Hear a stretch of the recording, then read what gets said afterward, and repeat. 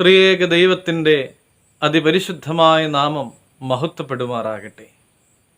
ഏവർക്കും ഹെർമിറ്റ്സ് ടോക്സിൻ്റെ 648 ഭാഗത്തിലേക്ക് സ്വാഗതം. ഇന്നത്തെ പ്രഭാത ചിന്തയ്ക്കായി തിരഞ്ഞെടുത്തിരിക്കുന്ന വേദഭാഗം 121 സങ്കീർത്തനം 1 തിരുവചനമാണ്.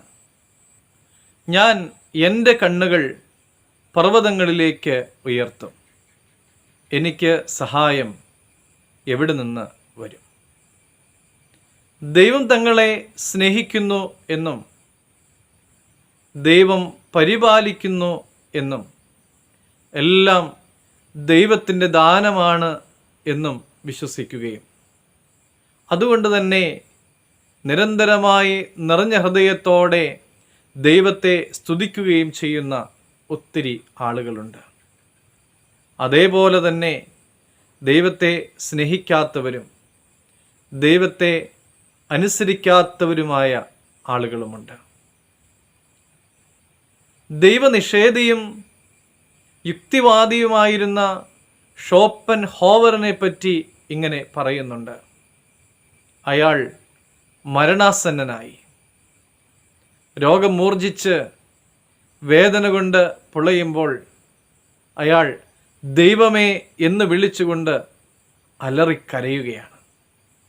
അന്നേരം അടുത്ത് നിന്നവരൊക്കെയും അയാളോട് ചോദിച്ചു, ജീവിതകാലം മുഴുവനും ദൈവത്തിനെതിരായി പൊരുതിയ നീ ദൈവത്തെ വിളിച്ച് കരയുന്നുവോ? അപ്പോൾ അയാൾ പറഞ്ഞു, ഞാൻ പറഞ്ഞതും എഴുതിയതും പ്രചരിപ്പിച്ചതുമായിട്ടുള്ള തത്വശാസ്ത്രങ്ങൾക്കൊന്നും ഈ സമയത്ത് എൻ്റെ വേദനയിൽ എനിക്ക് ആശ്വാസം നൽകുവാനായിട്ട് സാധിക്കുന്നില്ല. ദൈവമേ എന്ന് വിളിക്കുമ്പോൾ മാത്രമാണ് അല്പമെങ്കിലും ആശ്വാസം ലഭിക്കുന്നത്. നമ്മൾ മറന്നാലും നമ്മെ മറക്കാത്ത ഒരു ദൈവമാണ് നമ്മുടെ ദൈവം. വചനം പറയുന്നുണ്ട്, മറ്റൊരുത്തനിലും രക്ഷയില്ല.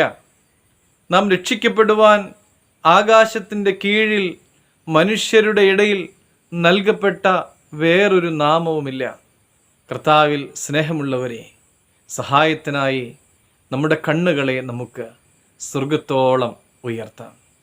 സ്വർഗത്തിൽ നിന്ന് നമ്മുടെ സഹായകനായ കർത്താവ് നമുക്കാവശ്യമായിട്ടുള്ളതായ സഹായങ്ങളെ തക്ക സമയത്ത് നമുക്ക് നൽകുക തന്നെ ചെയ്യും.